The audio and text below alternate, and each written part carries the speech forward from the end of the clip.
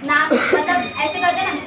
अभी for example हम लोग चर्च में आते हैं, चर्च में खाली पता कौन आता है? दिखावे के लिए भी लोग आते हैं। चर्च से नाम जुड़े, लोग मेरी बड़ाई करें कि हाँ आज मैं पास्टर के साथ जुड़ी हूँ, तो लोग मेरी तारीफ करें, अरे पास्टर के साथ थी करके, मतलब खुद की बड़ाई करने के लिए आते हैं। पवित्र क्यों बनते हैं? परमेश्वर को दिखाने के लिए पवित्र नहीं बनते, इंसान को दिखाने के लिए पवित्र बनते हैं आजकल लोग कि मैं कितनी पवित्रता में हूँ। लेकिन अंदर वाला कौन जानता है? अंदर की बातें परमेश्वर जानता है। जिससे पहले आना होता है। उदाहरण जो चाहते हैं कि मेरी बनी रहे या मेरी चलती रहे, जैसे हम देखते हैं भाईगिरी लोग रहते हैं जो दादागिरी करते, उनसे कैसे लोग डरते हैं ना, कोई जब नहीं अरे भाई है वो, तो चाहते मेरा नाम बढ़े, मैं जिधर जाऊंगा सब लोग मुझे सलाम करे, कैसे भाई कैसे बन, ऐसे बोले करके, ऐसे सब लोग चाहते हैं। क्यों? क्योंकि वो अधिकार चाहते हैं उन लोग, फिर वो अधिकार मुझे मिल जाए करके। मेरी हर बात को सब माने, प्रॉब्लम को खड़ा करता है, जिसको बड़ा बनना अच्छा लगता है। देखो कभी कभी हम ना खुद प्रॉब्लम बनते हैं। हालेलुया। कभी कभी ना हम खुद ही प्रॉब्लम बनते हैं। अभी हम सबको खुद को सोचना है कि हम अपने घर में प्रॉब्लम का कारण है या आशीष का कारण है। अगर आशीष का कारण होता है तो हमारा परिवार कहाँ से कहाँ तक होता। प्रॉब्लम का कारण है तो क्या प्रॉब्लम है? मेरे में कुछ कमी घटी है कि सच्ची में परमेश्वर ने मुझे आशीष किया है? अगर आशीष करा तो मेरा पूरा परिवार आता। कुछ ना कुछ तो प्रॉब्लम होगा हमारे बीच में, या हमारे जीवन में कुछ ना कुछ तो घटी होगी, हमारी प्रार्थना में कुछ घटी होगी कि हम अच्छे हृदय से प्रार्थना नहीं करते या कपट होकर प्रार्थना करते। कैसे प्रार्थना करते वो हमें खुद को परखना है कि हम किस तरीके से प्रार्थना कर रहे हैं, या हम अपने घर में आशीष का कारण बन रहे, या हम अपने घर में खुद प्रॉब्लम लेके आ रहे। हमारे घर वाले हमारे प्रार्थना चाहने से आशीषित हो रहे, या उनको और ज़्यादा प्रॉब्लम हो रहा है, या हमें खुद को जांचना है। और जो नम्र बनता है, जो छोटा बनता है ना, वो प्रॉब्लम को कभी दूर कर देता है, नजदीक नहीं लेके आते। जो बोलते ना मैं सबसे बड़ा हूँ, मेरी चलनी चाहिए, मैं जहाँ जाऊँगा लोग मेरी सुननी चाहिए, मेरी वाह करनी चाहिए, तो वहाँ पे क्या होता है, उन लोग खुद अपने प्रॉब्लम को लेके आते हैं। लेकिन जो छोटा बनता है ना, जो नम्र बनता है, झगड़ा होता है, कोई किसी को कुछ बोलता है। अभी आप लोग के घर में अगर आप अकेले विश्वासी हो, तो विश्वासी होने के बाद आपके घर वाले विश्वासी नहीं है, अविश्वासी है, तो आपको सुनते होंगे ना, सुनाते होंगे ना, प्रार्थना में जाती है तो ऐसी करती, तू वैसी करती, तू संसार का कुछ नहीं करती है ना, हमारे साथ इधर आती ना, पूछा में आती, ये नहीं वो नहीं। आप लोग क्या करते हो? पलट के जवाब देते हो? नहीं, शांत रहते हो। मतलब हम खुद को क्या करते हैं? दीन करते हैं, नम्र करते हैं। क्यों? क्योंकि परमेश्वर का वचन कहता है कि जो अपने आप को बड़ा करेगा वो छोटा होगा, और जो छोटा किया जाएगा वो क्या हो जाएगा? बड़ा किया जाएगा।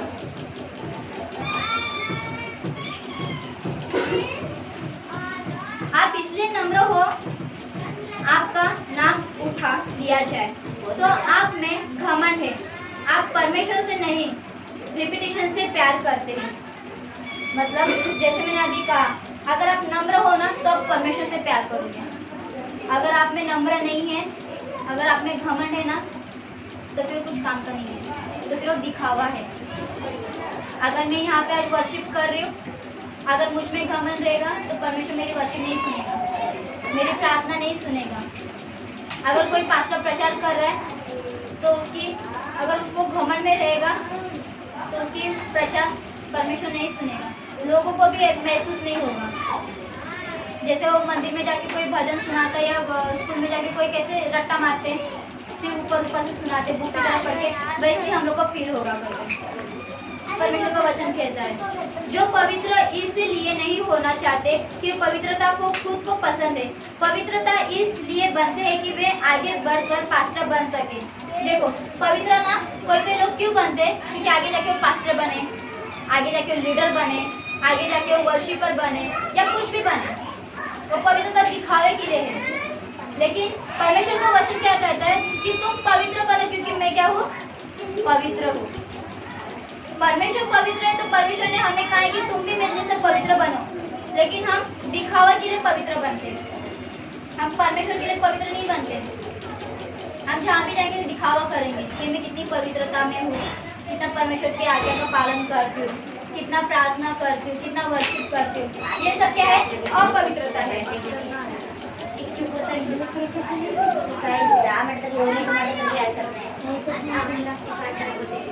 देखो फिर बाद में याकूब एसाव के बाद में आया। क्या हुआ? पहले एसाव आया, फिर बाद में याकूब आया, लेकिन याकूब को जल्दी आना था। क्यों? क्योंकि उसको अधिकार चाहिए था ना। लेकिन यहाँ पे क्या होता है, याकूब एसाव के बाद में आया, पहले से अंत तक ही यही चीज ढूंढता है कि अधिकार जो मुझे मिलना चाहिए वो मुझे मिले। जो उसने अधिकार खो दिया था ना। क्यों? क्योंकि याकूब पहले नहीं आया, एसाव पहले आया, तो एसाव को सब अधिकार मिला, तो उसने अधिकार पूरा खो दिया। तो वो क्या चाहता है कि मुझे सब अधिकार मिले करके, पहले का होने का अधिकार मुझे वापस दे।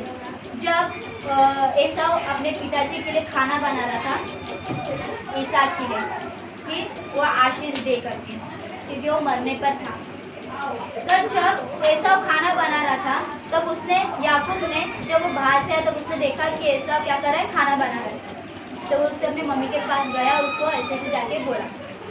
बोलने के बाद उसकी मम्मी ने क्या किया, अभी सबकी बॉडी में से सुगंध आता है ना, कपड़े का, परफ्यूम का, तो हमें पहचान में आता है कि हाँ यही कपड़ा मेरा है करके। अगर कोई परफ्यूम लेके मार के आता तो अरे हाँ वो इंसान आया लगता है। हमें परफ्यूम से पता चलता है, या उसके चलने से पता चलता है, उसकी कुछ आवाज से पता चलता है कि वो इंसान आया करके। तो वैसे ही ना ईसा कैसे था, अंधा था, उसको दिखाई नहीं दे रहा था ईसा को। लेकिन उसकी मम्मी ने क्या किया, एसाव का जो भी अंग वस्त्र वगैरह था ना, याकूब को पहना दिया। याकूब को पहन के देने के बाद जो खाना बना था वो जाके उसको दे दिया, और उसने आवाज भी एसाव की जैसे निकाला। जब वो अपने बाप के पास गया आशीष देने के लिए, जब उसके बाप ने उसको बोला कि कौन है, तो उसने बोला मैं तेरा जेठ बेटा, मतलब बड़ा बेटा एसाव। तो उसने क्या किया, खाना खाया।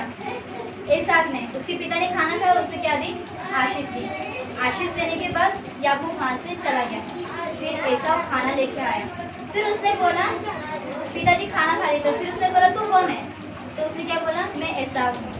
तो बोलते तू अभी तो अभी चला गया, तो बोलते नहीं मैं नहीं आया, मैं तो अभी आया।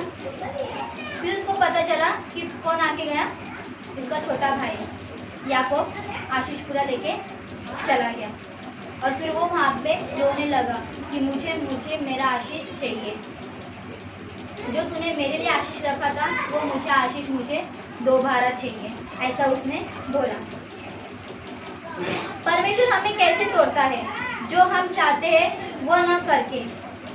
क्यों? जहाँ मैं काम करती हूँ वहाँ लोग ठीक से बात नहीं करते, क्योंकि परमेश्वर को पता है अगर घमंड नहीं टूटा तो आगे चल के जीवन टूटेगा। देखो आजकल हम लोग, कोई लोग काम पे जाते हैं, काम पे जाने वाले लोग वहाँ पे लोग ना आपसे सही तरीके से बात नहीं करते, आड़ा टेढ़ा बात करते, तो कोई बात ही नहीं करते। हमारे आजू बाजू में भी हम अच्छे से प्यार से बात करने जाए तो प्यार से बात नहीं करते।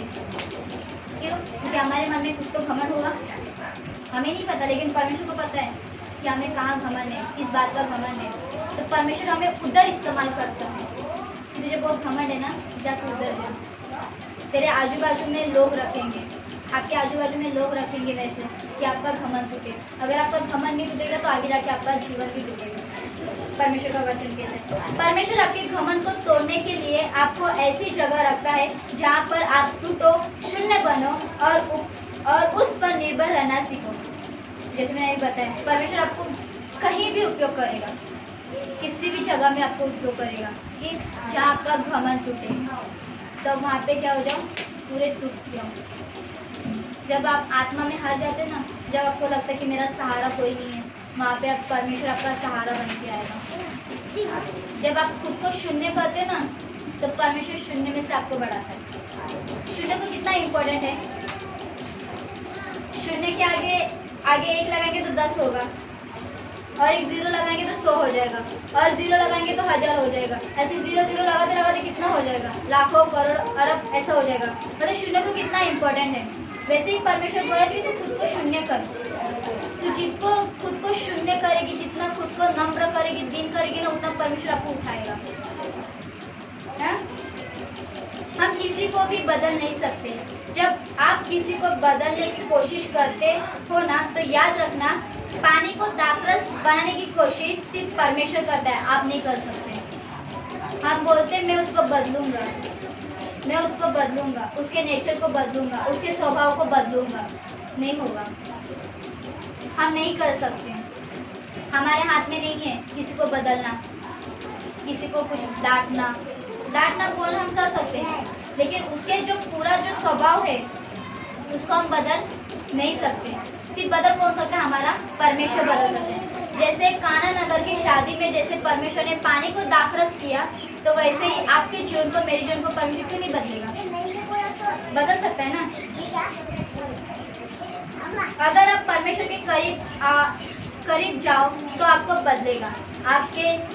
अगर आपको बदलेगा ना, तो आपको देखकर दुनिया बदलेगी, दूसरा बदलेगा। कैसे बदलेगा, परमेश्वर ने आपको कैसे बदला है। लोग आपको पूछेंगे, अरे बहन तू तो गाली देने वाली थी, तू तो झगड़ा करने वाली थी, तो तेरे जीवन में इतना परिवर्तन कैसे आया, तू इतना कैसे बदल गई। तो हम वहाँ पे क्या करते हैं, यीशु मसीह का सुसमाचार वहाँ पे प्रचार करते कि नहीं, मेरे यीशु ने मुझे बदला है करके। अगर आपको सुसमाचार प्रचार करना तो आप कैसे सुसमाचार प्रचार करोगे, बताओ मुझे, क्या सुसमाचार प्रचार करोगे आप। अगर आपको कभी मौका मिला, अगर आपको कोई किसी बहन को, भाई को सुसमाचार प्रचार करना है, तो आप कैसे प्रचार करोगे, स्टार्टिंग कहाँ से करोगे। रुक जाओ, मैं आपसे बात करना चाहती हूँ, थोड़ा सा समय आप दोगे। और वो बोलेंगे कि हाँ बताइए। बहन, यीशु मसीह को आप जानते हो, यीशु मसीह वो है इंसान है जिन्होंने पापों के लिए, हमारे पापों के लिए क्रूस पे बलिदान किया। उसने हमारे लिए लहू बहाया, कोई और नहीं हमारे लिए लहू बहा सकता, पर इसने हमारे लिए लहू बहाया है। तो मैं चाहती हूँ कि आप भी इसको जाने। अगर आप जानना चाहते हो तो चलो उधर से प्रार्थना करे सामने। आपने कहा वो सही कहा, लेकिन मैं एक बताऊँगी, क्योंकि जहाँ तक मैंने सीखा है सुसमाचार कैसे बांटना है। सुसमाचार कैसे बांटना है, यीशु मसीह मेरे पापों के लिए धरती पर आया। हाँ, मेरे पापों के लिए धरती पर आया, मेरे लिए, आपके लिए यीशु मसीह मारा गया, गाड़ा गया और तीसरे दिन जी उठा, और वो दोबारा आने वाला है। ये है सुसमाचार। फिर उसके बाद आप उनको दूसरा बता सकते, जैसे अभी आपने कहा वैसे कोई एग्जाम्पल करके आप बता सकते हो। लेकिन सुसमाचार का अर्थ पहले यही है कि आप दूसरे को जाके बताएं, यीशु मसीह मेरे लिए, आपके लिए, पापों के लिए मारा गया, गाड़ा गया, तीसरे दिन जिंदा हुआ और वो दोबारा आने वाला है, उसने वायदा किया है। ये है सुसमाचार का अर्थ है। तो देखो पैलोठे का अर्थ कितना महत्व दिया है बाइबल में। पैलोठे का अर्थ कितना महत्व दिया है, जैसे अभी इन्होंने कहा यूहन्ना 3:16 में, क्योंकि परमेश्वर ने जगत से ऐसा प्रेम किया कि उसने अपना एक पैलोटा दे दिया, अपना एक लोटा दे दिया। उस परमेश्वर ने हमारे पाप में थे, हम पापों में थे, दलदल में पड़े थे, शैतान ने हमें जकड़ा था, लेकिन उस परमेश्वर के अनुग्रह से अपना एकलौता पुत्र देके वो जो हम पे जो श्राप लगा था वो सब क्या हो गए, टूट गए। अब अगर आप में से आपको किसी ने कहा आपका पैलोटा बच्चा मुझे दे दिए या उसको मार दी, तो आप क्या करोगे, नहीं दे पाओगे ना। क्यों, वैसे अब्राहम ने भी वैसे ही किया था, जिसे मैंने अभी बताया, इसहाक दिया। जब इसहाक 12 साल का हो गया, जब वो बड़ा हो गया, तब परमेश्वर ने उसे क्या किया, तो वो पहाड़ पर जाके उसको क्या कर मार दिया। उसको विश्वास देखने के लिए, अब्राहम का विश्वास देखने के लिए, अब्राहम का विश्वास कितना है परमेश्वर के लिए। जब उसको वेदी पर सुलाया, जब उसके हाथ बांधे, जब उसके आंखों पर हाथ रखा, जब उसने छुरी उठाने के लिए गया, तब परमेश्वर ने वहाँ पे कहा, हे अब्राहम अपने बेटे के ऊपर छुरी मत चला, क्योंकि मैं तेरे विश्वास को परख रहा था कि तेरा विश्वास मुझ पे कितना है। देखो अब्राहम भी अपने इकलौते पुत्र को परमेश्वर के लिए क्या कर रहा था, बलिदान दे रहा था, बलिदान दे रहा था। तो परमेश्वर अभी हमसे ये नहीं कह रहा है कि तुम अपने इकलौते पुत्र को बलिदान दो या कुछ तुम दूसरा कुछ बलिदान दो, जैसे आजकल दुनिया में जाके कोमड़ा देते बलिदान, कुछ ना कुछ देते, बकरी भी देते, सब देते। अब मुझे नहीं पता क्या क्या देते, लेकिन इतना तो सुनी हूँ मैं ये सब देते हैं, सब देते हैं। तो लेकिन परमेश्वर हमें ये नहीं कहता है कि तुम मुझे ये दो वो दो। सिर्फ परमेश्वर को कौन सी बलिदान चाहिए, हमारे धन्यवाद की बलिदान चाहिए, बराबर। हमारे सिर्फ धन्यवाद की बलिदान परमेश्वर को चाहिए। हम जब वेदी बनाते, हम अपने घर में जब वेदी रखते, वेदी मतलब एक जगह तैयार करते कि ये टाइम पे मुझे इसी जगह पे प्रार्थना करनी है, वो हमारी एक वेदी रहती है कि हम वहाँ पे खुद को जाके परमेश्वर को समर्पण करते हैं, खुद को जाके परमेश्वर को हम क्या करते हैं, धन्यवाद करते। तो हमें हर बात में परमेश्वर को धन्यवाद करना चाहिए। और इतना याद रखिए कि हम किसी को बदल नहीं सकते, बदलने का काम किसका है, परमेश्वर का है। हमारा काम सिर्फ क्या है, प्रार्थना करना। क्योंकि मैंने उस टाइम पे प्रार्थना की, इसलिए बताया था टॉपिक में कि प्रार्थना अगर हम करेंगे तो परमेश्वर उन्हें बदलेगा। अगर हम प्रार्थना करेंगे जो खोए हुए वो भी आ जाएंगे, जिस चीज़ को हमने खोया है वो भी हमें दुगना मिलेगा, परमेश्वर हमें आशीष करेगा। लेकिन तब जब हम नम्र होके, जब हम अभी छोटे बच्चे लोग हैं, छोटे बच्चों के मन में कुछ पाप है, कुछ घमंड है, उनको पता है घमंड क्या है, पाप क्या है, क्या कुछ नहीं पता ना। तो वैसे भी हमें भी रहना है, हमें भी छोटे बच्चों की तरह ही रहना है। क्योंकि परमेश्वर का वचन कहता है जब चेले लोग जब यीशु मसीह को मिलने के लिए जब बच्चे लोग आ रहे थे तो चेले लोग ने उनको डांटा। तो यीशु मसीह ने क्या कहा, बच्चों को मत डांटो, बच्चों को मेरे पास आने दो, क्योंकि स्वर्ग का राज ऐसे ही लोगों का है, छोटे बच्चे की तरह ही स्वर्ग का राज है। तो वैसे ही भी हमें भी अगर परमेश्वर के राज्य में जाना है, स्वर्ग में जाना है, तो हमें क्या करना है, खुद को छोटा बनना है। हमें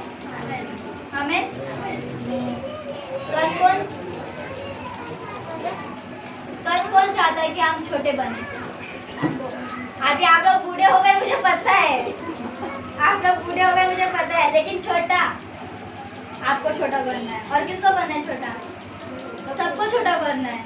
तो वैसे आपको प्रार्थना भी करनी चाहिए कि परमेश्वर मेरे में कुछ घमंड नहीं आना चाहिए कि मैं इतनी प्रार्थना में बढ़ रही हूँ, मेरे जैसा कोई नहीं है, मेरी जैसी प्रार्थना कोई नहीं कर सकता, मेरे जैसा वर्शिप कोई नहीं कर सकता, मेरे जैसा प्रचार कोई नहीं कर सकता। ये घमंड की बात है, ये घमंड नहीं आना चाहिए, मैं वो बोल रही हूँ। ये घमंड हमारे में नहीं आना चाहिए, हमें किसी बात की घमंड नहीं करना चाहिए। या मैं ये सिस्टर को अच्छी तरीके समझा रही हूँ, फिर पास्टर बोलते तू ना हो जाके सिस्टर को समझा क्योंकि तू अच्छी समझाती, तो मुझ में घमंड आएगा। अरे वाह, पास्टर ने मुझे मेरी तारीफ की, पास्टर मुझे बोल रहे कि तेरी जैसा कोई नहीं समझा पाया, ये घमंड आएगा। क्यों? क्योंकि लूसीफर को घमंड नहीं आया, लूसीफर को भी घमंड आया ना, कि परमेश्वर की स्तुति करता था, आराधना करता था। तो परमेश्वर जब उसने सोचा मन में कि मेरी तरफ कोई आराधना नहीं करता, मैं परमेश्वर को तुल्य हो जाऊंगा, परमेश्वर ने उसके मन की बात सुनी और उसको क्या किया, पृथ्वी पर फेंक दिया। तो वैसे अगर हम घमंड करें तो परमेश्वर हमें ना फेंके, हम तो पृथ्वी में, परमेश्वर में कहाँ फेंकेगा पता नहीं, नर में भी फेंक सकता है। हमारी छोटी सी गलती है, भले हम सब में ठीक है, हम कोई पाप नहीं करते, कुछ नहीं, अगर एक घमंड भी रहेगा ना तो परमेश्वर में नर में डालेगा। क्यों? क्योंकि तूने घमंड किया, इसलिए घमंड करना हमारी अच्छी बात नहीं है। हमें एक छोटे बच्चों की तरह बनना है, जो 3 साल के 5 साल के बच्चे लोग होते हैं, उनको कुछ समझ में नहीं आता है ना, झगड़ा क्या है वो भी नहीं पता, क्या है कुछ नहीं पता। कोई गाली देगा तब वो सुनेंगे, फिर दूसरे को बोलेंगे, तब उनको गाली भी नहीं पता कि गाली क्या होती है। जब हम बोलेंगे अरे ये गाली मत बोल, तो वो बच्चा नहीं बोलेगा। जब हम उनको डांट के सुनाएंगे तो सुनेगा, क्योंकि परमेश्वर का वचन कहता है जो परमेश्वर से प्रीति रहता है ना, परमेश्वर उनको डांटता है। जैसे कि बाप अपने बेटे को, अभी आप तो मेरे पापा मुझे डांटते, क्यों? क्योंकि मेरे पापा मुझसे प्यार करते हैं, लेकिन कभी कभी मेरे पापा की डांट भी मुझे बुरी लगती है। हमारे पास्टर, जहाँ पे मैं आएगा, हमारे पास्टर छड़ी लेके बैठते बच्चों को मारने के लिए, बड़ों को भी मारते बोली से कि तुमने ऐसा किया। कोई कितने दिन के बाद भी प्रेयर में आएगा ना तो बोलेगा ईद का चांद आया, हमारे पास्टर के मारते हैं ईद का चांद आया। क्यों? इतने दिन के बाद क्यों? इतने दिन कहाँ पे थे? क्या कर रहे थे? पास्टर का काम है वो सब पूछना। पास्टर का काम है हमें डांटना। क्यों? क्योंकि हम अगर गलत रास्ते पे जाएंगे तो पास्टर का ही काम है डांटना। लेकिन हम क्या करते हैं? पास्टर की बातें ना मन पे लेके बैठते हैं। हाय यार मुझे पास्टर ने डांटा। हम फिर घर पे जाके रोते, पास्टर ने मुझे डांटा। क्यों डांटा भाई? क्यों डांटा भाई पास्टर ने? क्योंकि तूने गलती किया, क्योंकि तू परमेश्वर के मार्ग से थोड़ा भटक गई थी, इसलिए पास्टर ने तुझे डांटा ना। पास्टर को कोई शौक नहीं तुझे कभी भी डांटे कुछ सुन के। तू गलती करता इसलिए पास्टर तुझे डांटते हैं परमेश्वर की बुलाहट से। परमेश्वर पास्टर को बोलते कि तू इसको बोल, इसको डांट, तो इसको समझा। नहीं समझ रहे तो डांट, नहीं सुन रहे हैं तो तुम मार। पास्टर को हक भी दिए हैं, लेकिन पास्टर उतना नहीं करते क्योंकि पास्टर को पता अपने बेटे अपनी कितने सुनते हैं। हमें तो मैं यही कहना चाहती हूँ कि अगर आपको परमेश्वर के राज्य में प्रवेश करना है तो छोटे बच्चों की तरह दीन नम्र बनो और अपने मन में कोई भी घमंड ना रखो। हमें परमेश्वर इस वचन से सभी को आशीष दें।